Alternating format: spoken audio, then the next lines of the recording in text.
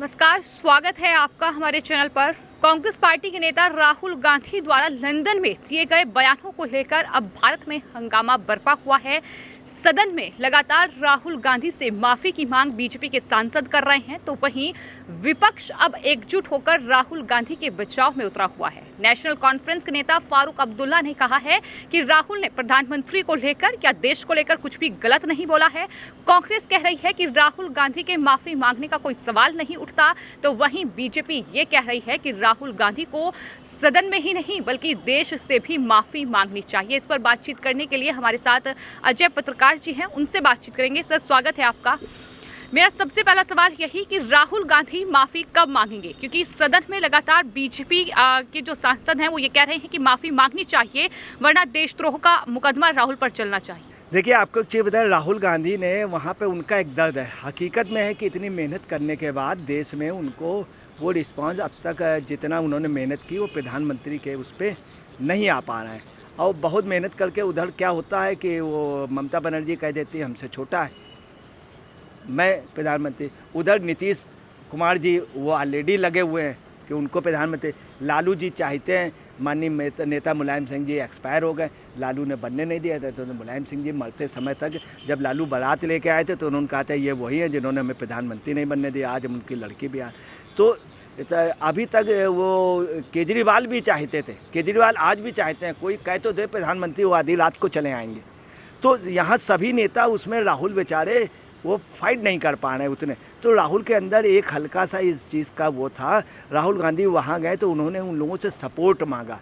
अब घर पे या कोई मैदान में कोई हार जाता है या घर पे कोई अगर वो हो जाता है मोहल्ले में, तो आसपास लोगों से कहता है कि भाई मदद करो मदद करो। तो अपनी मदद के लिए वो क्या कह रहे हैं, भारत में लोकतंत्र बचाओ।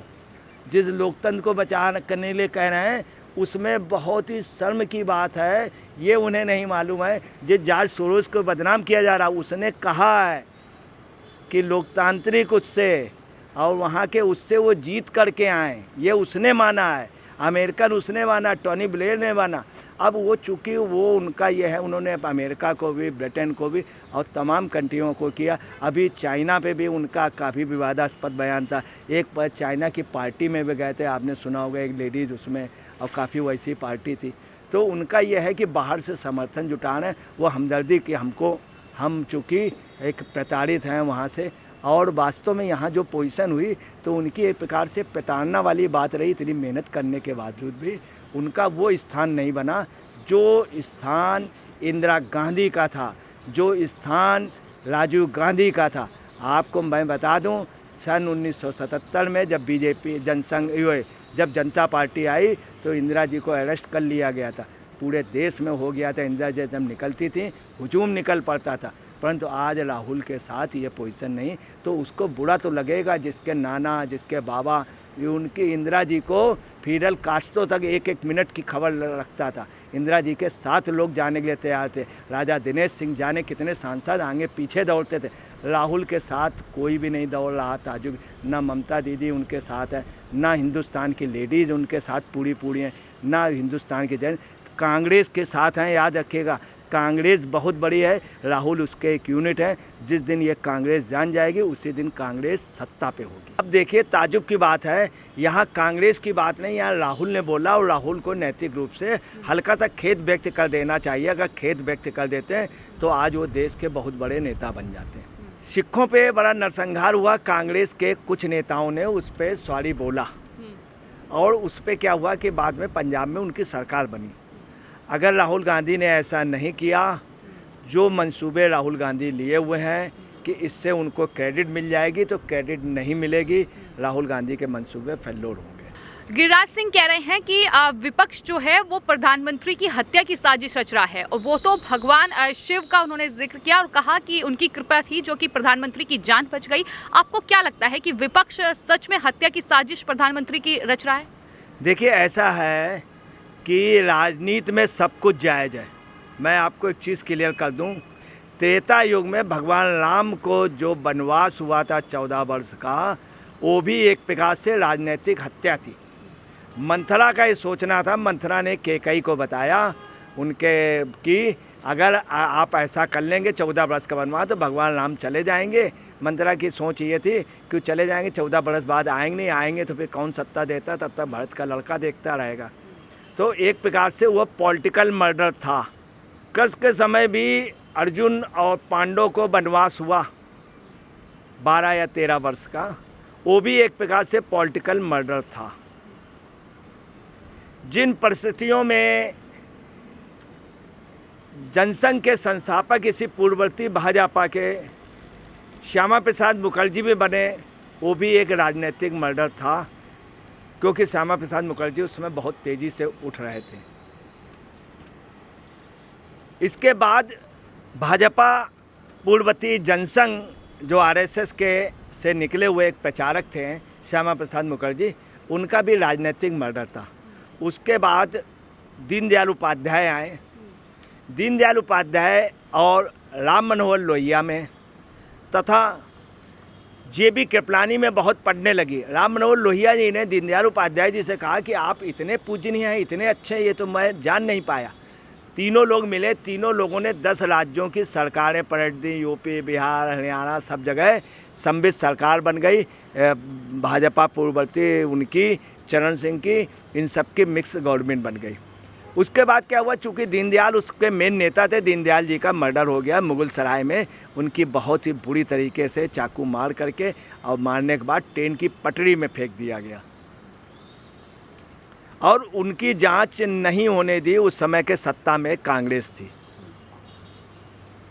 इसके बाद तमाम हत्याएं हुई हैं और ये सब चीज़ें हिंदुस्तान में बाहर, ये सब चीज़ें बहुत, दारा शिकोह की भी हत्या औरंगजेब ने करा दी थी।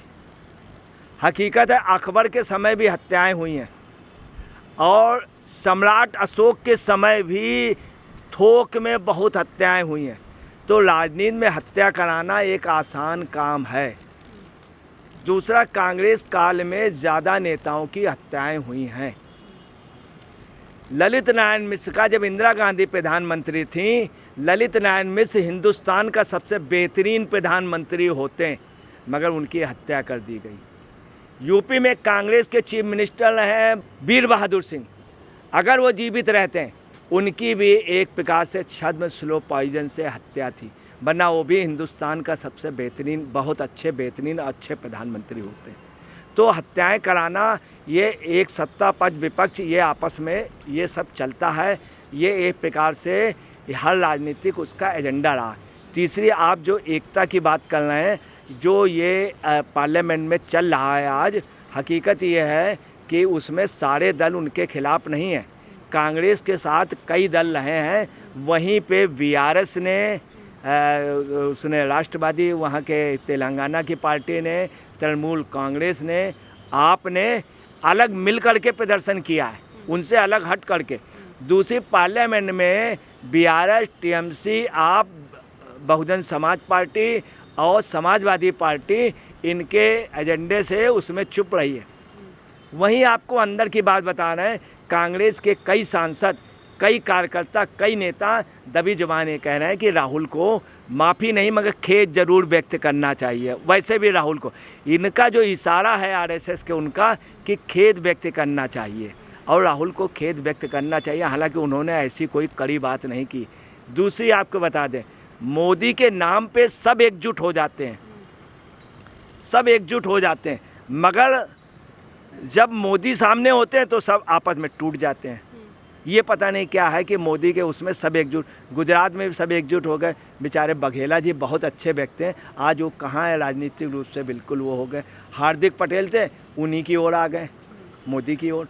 तो मोदी के नाम पे सब एकजुट हो जाते हैं, परंतु जब मोदी आते हैं तो सब टूट जाते हैं। दूसरा आपको बताना है कि कांग्रेस ने बहुत साफ कह दिया कि राहुल को वो माफ़ी नहीं मांगने देंगे। हकीकत ये है, अगर कांग्रेस का ये स्टेप नहीं है, कांग्रेस में जो एक पूरा एक किचन कैबिनेट काम करती है, उसने अपने रिश्तेदार और प्रियंका जी, रावत वडेरा जी, सोनिया जी ने, इनकी दबी हुई जमान है। कांग्रेस में कुछ भी नहीं चलता है जो वो चाहते हैं, चूँकि अपने लड़के को, अपने भाई को बचाना चाहते हैं, तो उन्होंने इस तरह का दे दिया कि हम ये नहीं करने देंगे। दूसरी आपको बताना है कि आपने कई बातों का जिक्र किया। आपने ये कहा कि विपक्षी एकता का मैंने बात की थी और आपने कहा कि विपक्ष जो है बिखरा हुआ है। आप क्या समझते हैं कि टीएमसी जो है वो कांग्रेस को समर्थन नहीं कर रही है, जो बहुजन समाज पार्टी है वो अलग अपना जो है स्टैंड उनका है। क्या ये 2024 के लिए है कि राहुल गांधी प्रधानमंत्री बनने का सपना देख रहे हैं, क्या प्रधानमंत्री को लेकर जो उन्होंने कहा है? पूरा ये है कि 2024 के लिए है। देखिए, मैं आपको एक ऑफ द रिकॉर्ड बात बतला देना हूँ।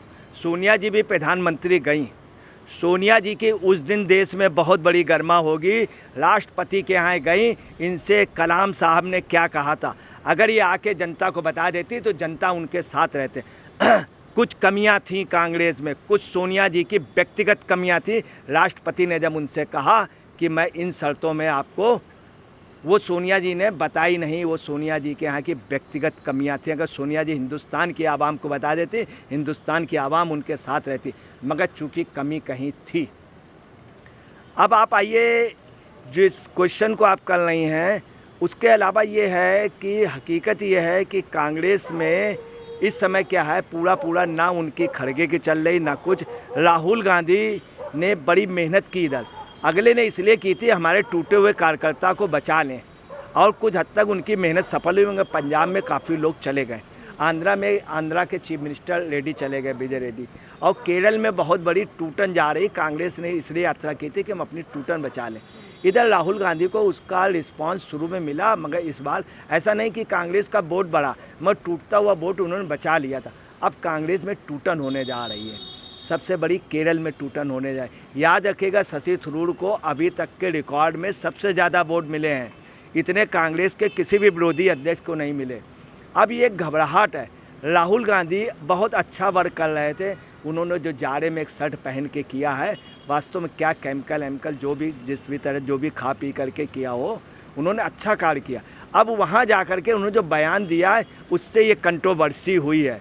इससे राहुल को क्रेडिट नहीं मिलेगी। हिंदुस्तान के आवाम हिंदुस्तान से प्यार करता है, किसी भी मज़हब का हो, ऐसी बात नहीं, सभी की कुर्बानी है। और जो ये बयान दे दिया है ये देश हित में नहीं है, इसलिए राहुल गांधी को खेद व्यक्त करना चाहिए।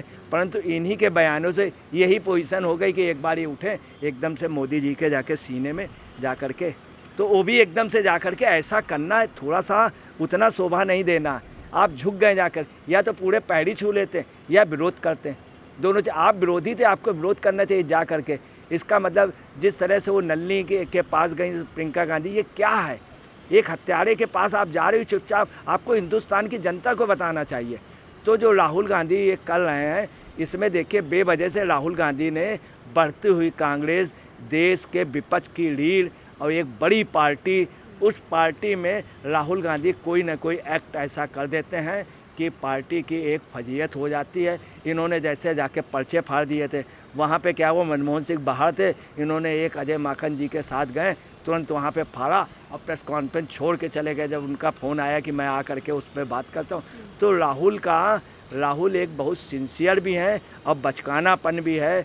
ये ऐसा क्यों है, ये तो कहीं ना कहीं, वहाँ इसके पहले गए थे ब्रिटेन में, तो कोलंबिया वाली लेडी का मामला, परंतु राहुल के साथ ये ब्रिटेन में जाना, इनको ब्रिटेन से पता नहीं किस चीज़ का प्यार है, और वहाँ जाकर के बहक जाना,